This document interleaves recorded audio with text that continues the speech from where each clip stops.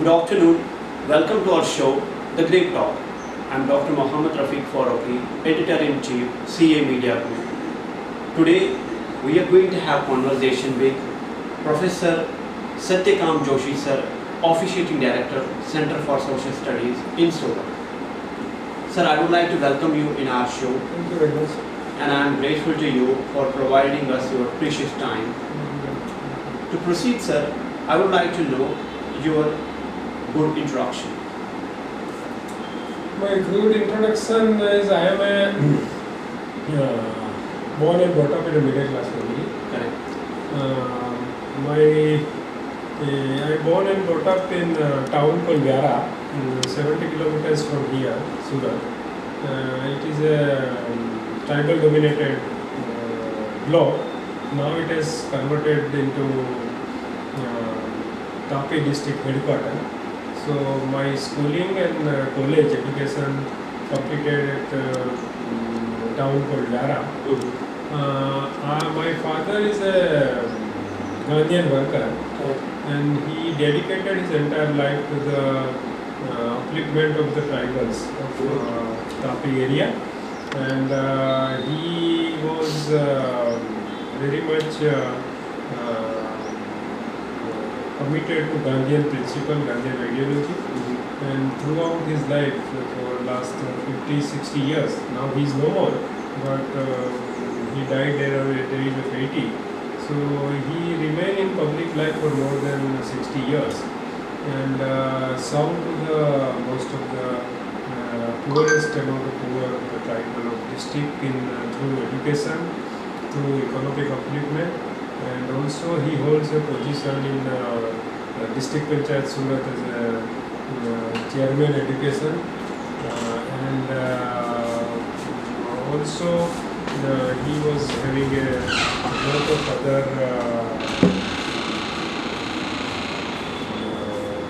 attached with lot of other organizations like Publishing Council of Gujarat.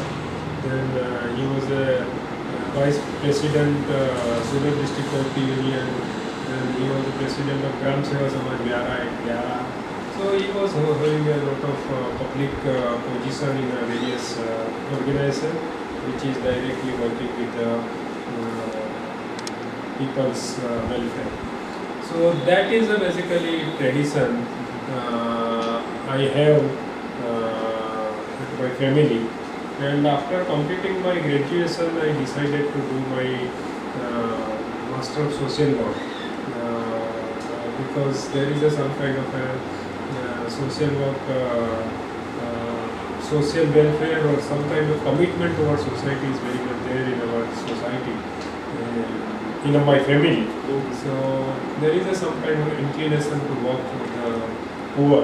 And while I was looking for the further prospect in my life, I thought that I must do some kind of a course which is directly some kind of my intention for the involving with the society will be enhanced further, and hence I decided to do my Masters in Social Work.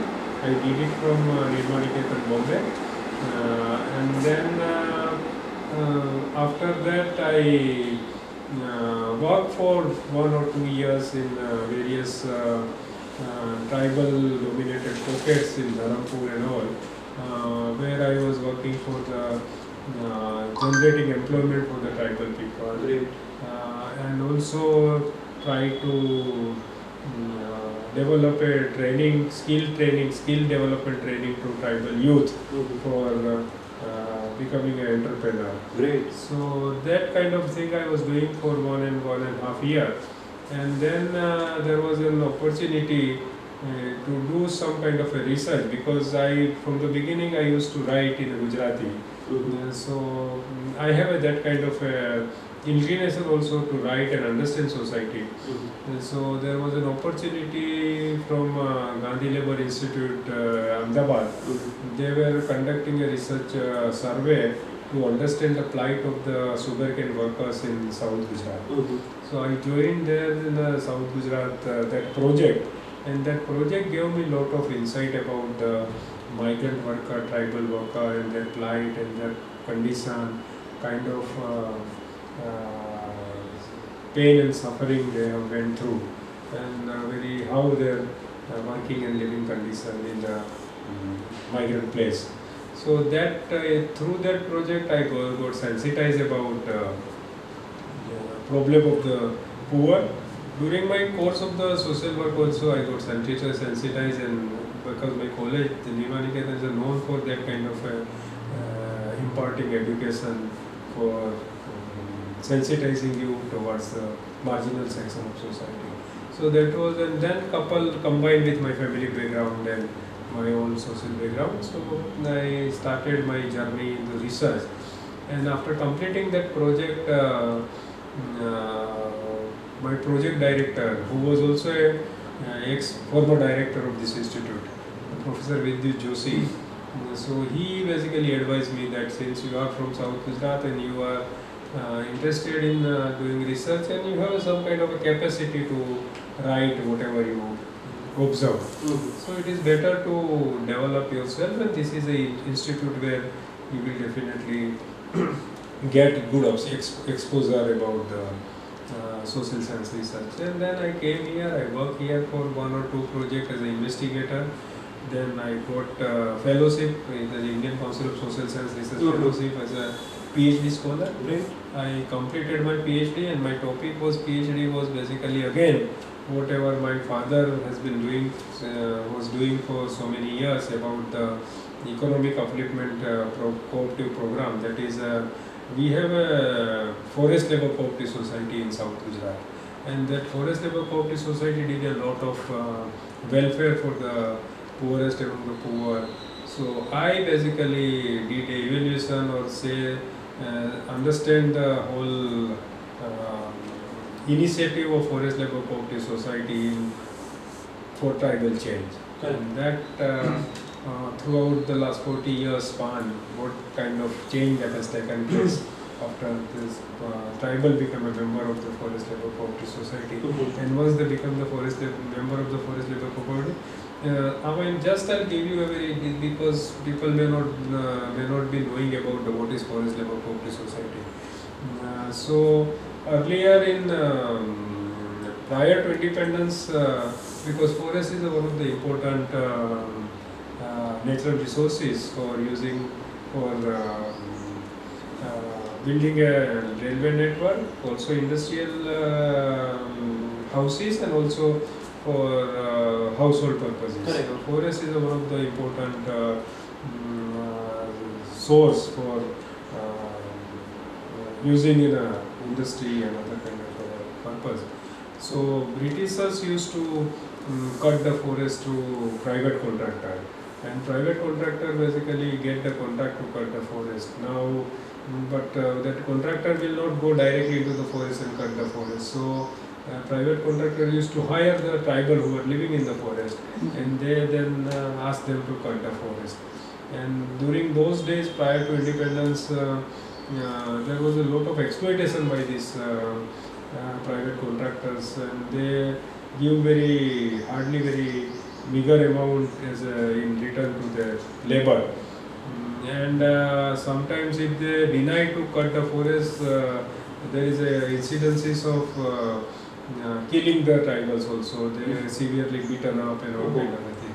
So there was a lot of torture and humiliation and persecution by the private contractor, and that Gandhian people came to know while they were working in the tribal area, that forest private contractor were very treating tribals in an inhuman way. And so after we got independence, these Gandhian workers who basically mobilized, because independent India also need forest, need the wood for various purposes. So, but then independent India Forest Department also need to cut the forest. Absolutely. So they then instead of privatizing the contract system, they basically make it the cooperative society, and the cooperative society then forest department give contract to the cooperative society to cut the forest, and the Correct. member of the forest cooperative society will cut the forest. Absolutely. And in return they get a government prescribed rate. So suppose there is in a particular area, the forest department normally fix that this particular area has to cut. So that called the coop. Now that coop has to be cut. So in suppose there is a one cooperative society, ex cooperative society. So they will cover 4, 5, 10 villages of the surrounding. And that surrounding forest will be cut. So every year forest department used to give coop to the particular cooperative society. Correct. So there is a formula called 80-20 formula. In that formula, that members of the cooperative society, that is a tribal, will get the government prescribed labor rate plus whatever the timber will be then auction. And the auction price, whatever, suppose there is a 1 crore rupees price so forest department get for particular range of the forest, then 80 lakhs will be taken by forest department, 20 lakhs will be given to the forest cooperative society. Correct. And that cooperative society used to then do the welfare work of the area, tribal and the particular area. Correct. So that way we have a 145 cooperative society and there are more than 4 lakhs tribal member of that. Great. So over a 30 years of span, that forest cooperative society on in those days sizable amount of crores of rupees, and in that rupees they have done lot of welfare initiative. Correct. Establishing education institute, establishing hospital, establishing colleges, building a road, building a warehouse corporation. Correct. So all kind of a things. And side by side tribals were given the responsibility of managing the forest level cooperative society. So when once they start managing the cooperative society, they also learned the technique of management of that. They also started mingling with the people and public life and all. And then when Panchayati Raj introduced into Gujarat, so this same secretary and president of the Forest Cooperative Society then come into the Panchayati Raj and they became a political leader. So the whole process of preparing the political leadership is one of the key important of the forest. So this is what basically I have done in my PhD thesis. So that I have submitted, and then after that I got faculty position in the center somewhere in the 1993. And since last 30 years I am here. So from investigator to research assistant to assistant professor to right time I am a director. So my journey is from bottom to top kind of absolutely inspiring. I mean, whatever inspiring, but that is what I have done. And during my this 30 years in the research activity, basically I always see social science from the praxeology perspective. Praxeology perspective in the sense that whatever we do research, it's not we remain in a cell for gathering dust, but it has to be used in a particular for larger audience or larger for welfare of the larger people. So whatever we do research, mainly this is a national institute, so normally the reports and everything is in English. So normally we see to it that summary or some kind of article should be published, whatever research we do in the Gujarati language, so that our findings will be disseminated to the local people also. And side by side our research we do. The topic of the research that we select, basically that is our interest. So normally whatever the project that I have selected, that is around, because I have done lot of work, because I belong to tribal area and I know fairly well about the tribal society, and my father was also very much involved in the tribal welfare. So I am very comfortable in tribal understanding tribal society. I have a good connection, and I know not fluent speaking, but I can understand most of the tribal language speaks in the ground Gujarat. So that is another added advantage. And I am also very much involved in the education institution working in the tribal area. So I am a president of a 2 institutions. One is a Suruchi Yantra Vidyalaya at Bardoli, where they are basically doing work. We have a they are making agriculture tools. Okay. So, and that agriculture tools basically, the Gandhian people have started that whole institution. Correct. And they give training to the tribals Mm-hmm. to how to make the prepare agriculture tools so that less amount of labor can be Taken. put into the whatever the agriculture activity to do. And also side by side they can prepare tribal workers so that they can also prepare tools at village level. So they may not have to come to the city level.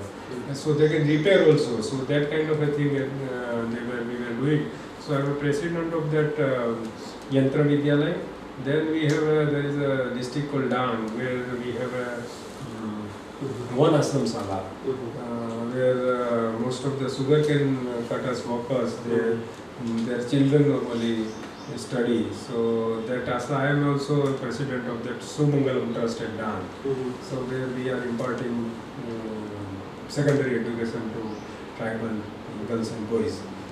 Side by side in Vyara also we have a Gram Seva Samaj. They basically conduct 28 ashram salas in Uttar India.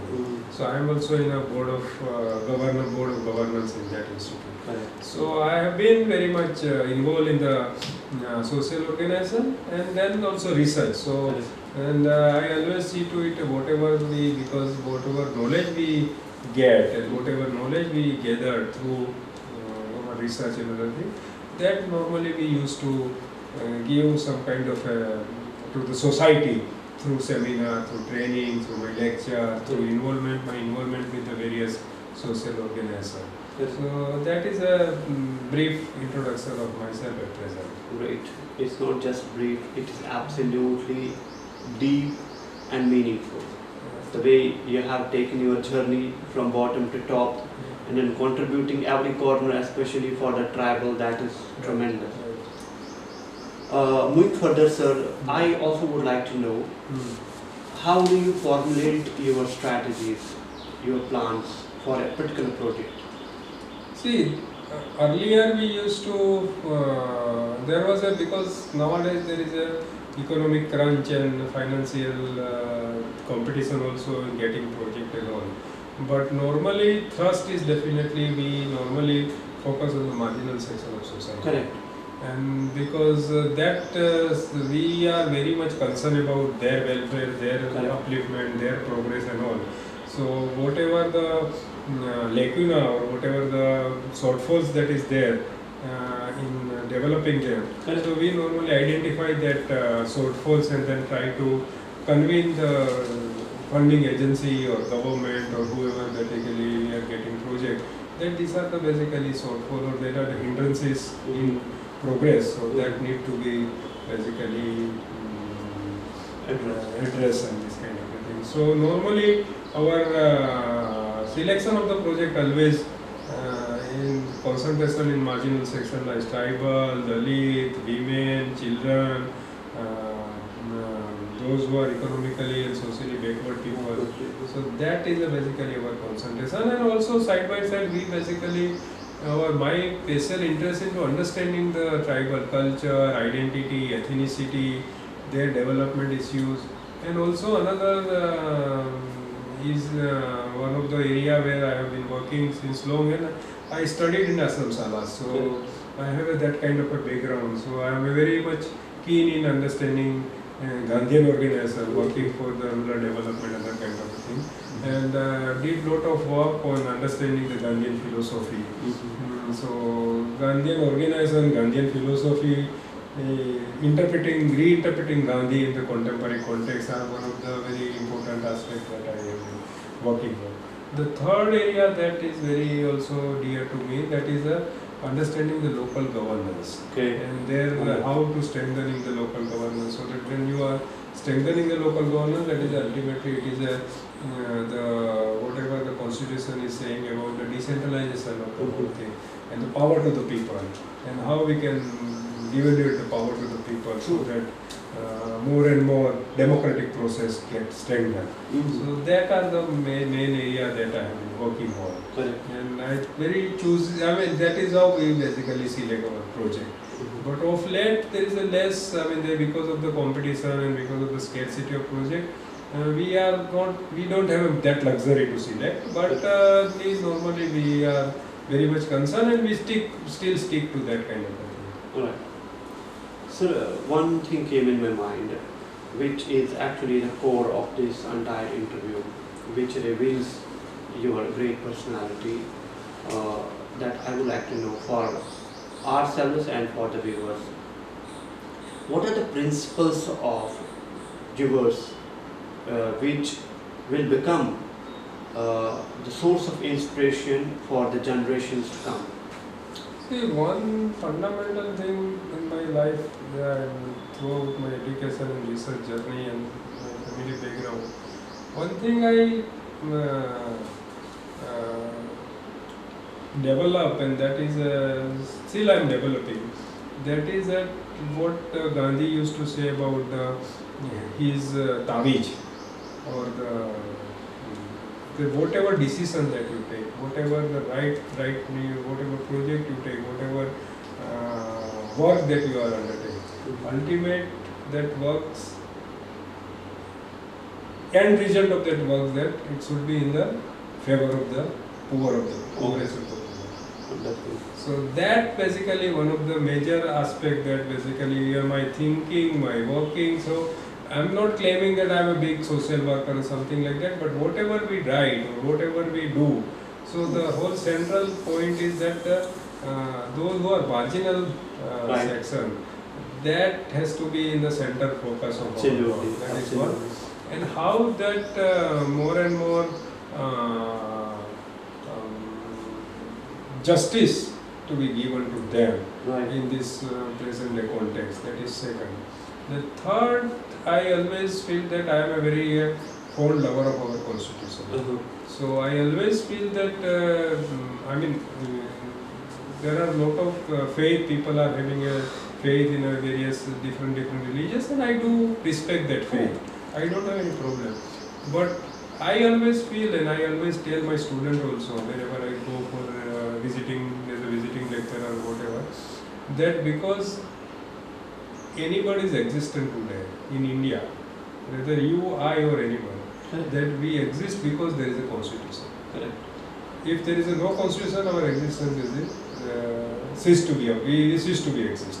So constitution, because we exist because there is a constitution. So that is one of the important aspects. Now one has to very carefully read, understand and cognize the spirit of constitution. Absolutely. And that, my mind, that is because once you understand and cognize the constitution of India, then I think half the battle we will win, because then you become a good citizen. Absolutely. So eventually, ultimately, the aim is to how we can become, anybody will become a good citizen. Yeah. And that is a very, for nation building and nation progress. Correct.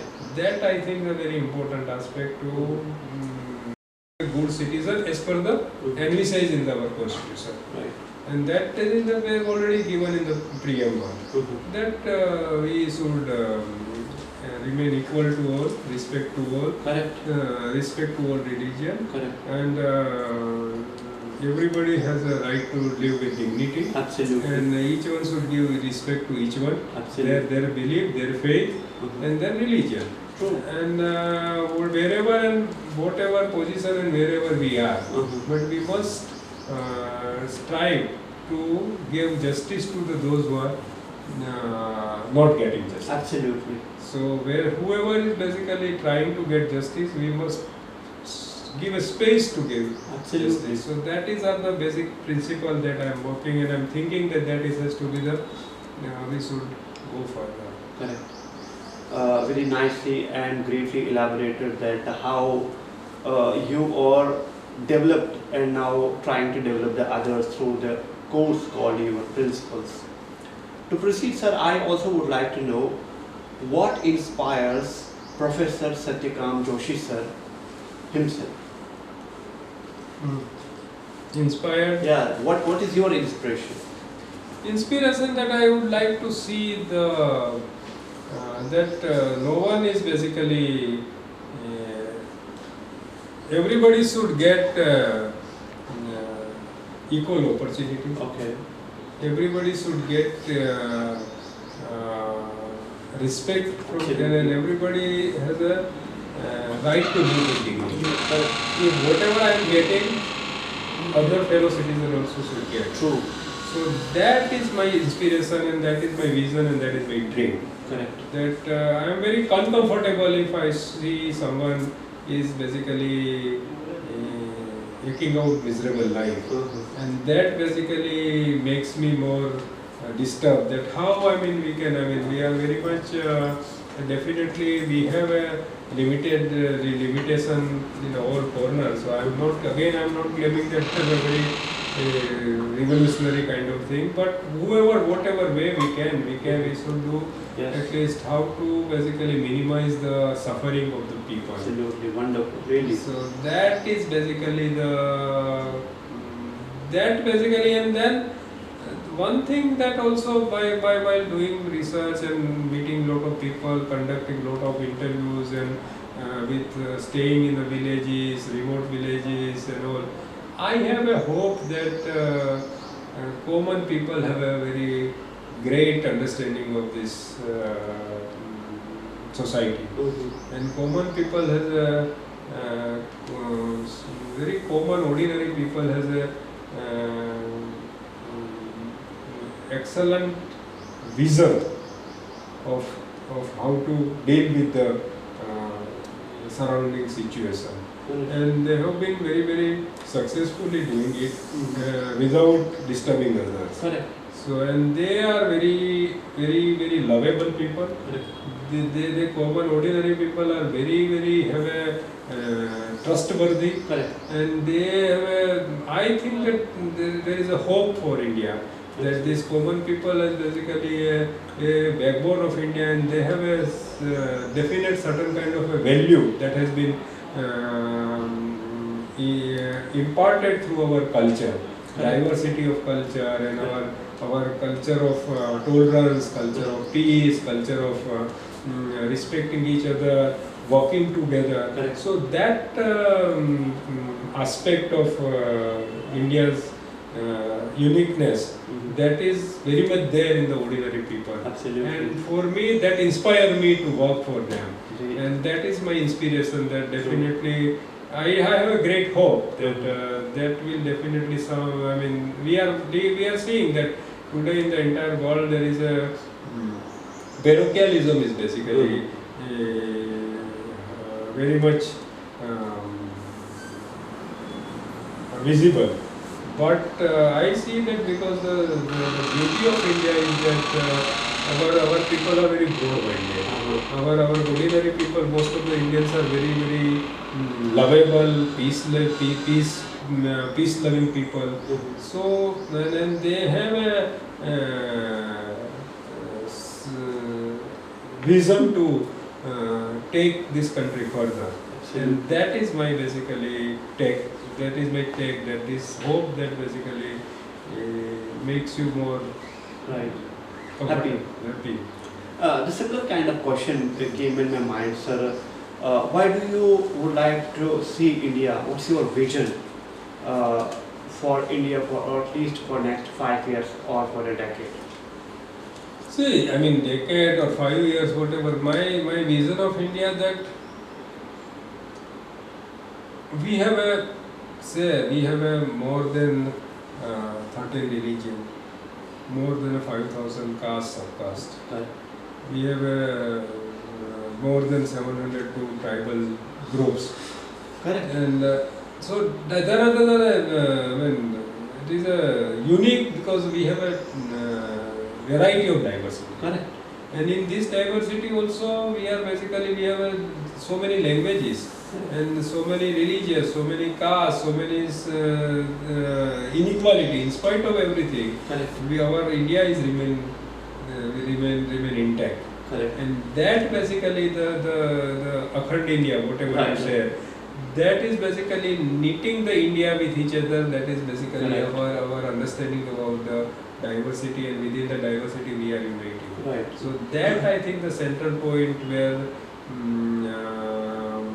I always see that, because as I told you that I always great admire and fond of constitution, and that is basically the whole vision of the makers of constitution, that India should remain a federal republic. Absolutely. And in that federal republic where the democratic principle governs the state, governs the society.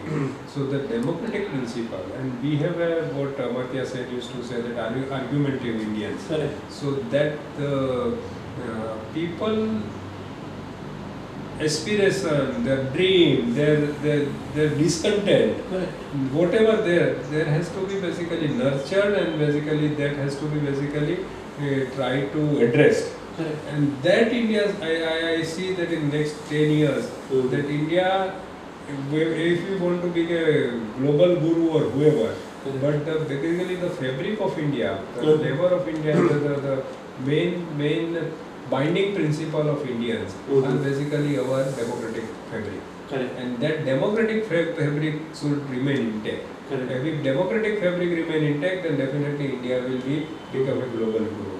Yeah. And when I say the democratic fabric, I am very categorically saying that each one has a right to decide, dissent, and to do whatever they want. Correct. So, in short, that everybody should have equal opportunity. Absolutely. Equal opportunity for economic opportunity, social opportunity, cultural opportunity, and political opportunity. Correct. And if we'll give everybody this kind of opportunity, irrespective of caste, creed, religion, Absolutely. or gender, or if that opportunity has been given equally, then I think we can definitely progress whatever the progress that we want. Right, sir. Two questions I'll ask you, sir. One is for the development of tribes, because your beloved father has also given a huge contribution. You yourself have great experience working with the tribal. What areas should be more evaluated in order to give maximum benefits to tribals? See, there are three things that are very important as far as the tribal issues are concerned, and that is equitable justice to the natural resources. Okay. So this normally this jal, jamin and jungle. Correct. So the land, water and forest, Right. and that is a central of the tribal society. All right. And that because the entire life has been weaved around these three Correct. components. So that has been in prior to independence and after independence also. There is a attack on that natural resources. Correct. Through, I mean, I'm not saying that development project also very essential to us, but how to use the natural resources in a justifiable manner. So as Gandhi used to say that there is a enough for everybody need, but there is not enough for everybody greed. So when we are basically the whole greed aspect has entered into the taking away the natural resources, and that is a major area of conflict and discontent. So that and then once you are basically uprooted these people from their natural habitat, then they lose their identity, their culture, their language, and then they basically the discontent will grow more and more. True. So that equitable resources, equitable opportunity, and protecting the natural resources in the urban area are the key point that we have to. And the fourth one is important is to aspect of governance. That tribal have their unique way of governing the society, their own village, their own society now. So there we have a law for that. Say for the PESA, Panchayat extension to Schedule Area Act. Correct. So that PESA has to be implemented in a true spirit. Correct. So if it is that the law is been implemented in a true spirit, then definitely the whole decentralization process will go to the bottom of the this thing, and then people will definitely start participating in the democratic process. Correct. Sir, at last I would like to know one positive message for the people of India and for the people of the world. One positive message that I believe in humankind and human spirit and human love. Great, great. And one message that what Gandhi used to say, that one should behave in such a way that your behavior should not be disturbed to the neighbor. So I think the whole message is in a one line, that if you start loving each other, Correct. then half of the problem would solve. Absolutely. So the basis of love is basically to respect to the each one and others, and then they maintain their respect their dignity. If you maintain the dignity and respect their dignity, then automatically you express the love, and once you express the love, then the conflict will not be arise. So there has to be some kind of a and dialogue is very important in the whole process. Correct. And I always believe that there are multiple truths. There is not an absolute truth. And when there is a multiple truth, then I have to accept your truth and you also accept my truth. And then if there is a conflict between these two truths, then one has to have some kind of a dialogue. Absolutely. And through dialogue we can definitely achieve some kind of a ground to resolve our problem. Correct. And I think so that the central idea is to equitable opportunity to each one, and thereby respect the dignity is a very important. To create the sense of equality. Right? Yeah.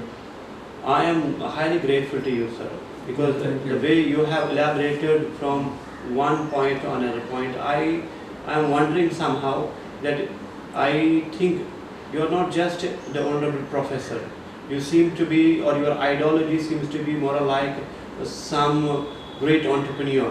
That's because you have indulged yourself into the area where the need for the development, for creating the equilibrium between the natural resource and the justice for the people, you have been directly involved in those areas.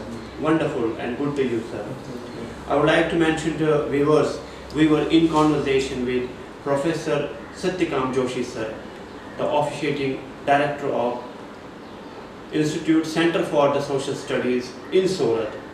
And sir, great regards and great sincere thanks on your behalf and entire team. Thank you so much for your time. Yeah, all the best for your project, and I'm really inspiring and very moved with the project that you are taking this 1,000 personality and coming out with it is a great job, and I'm wishing you all the best and hope that through this project will definitely it will be helpful in building our nations. Absolutely. It is for the national building and for creating the history for the others to get inspired.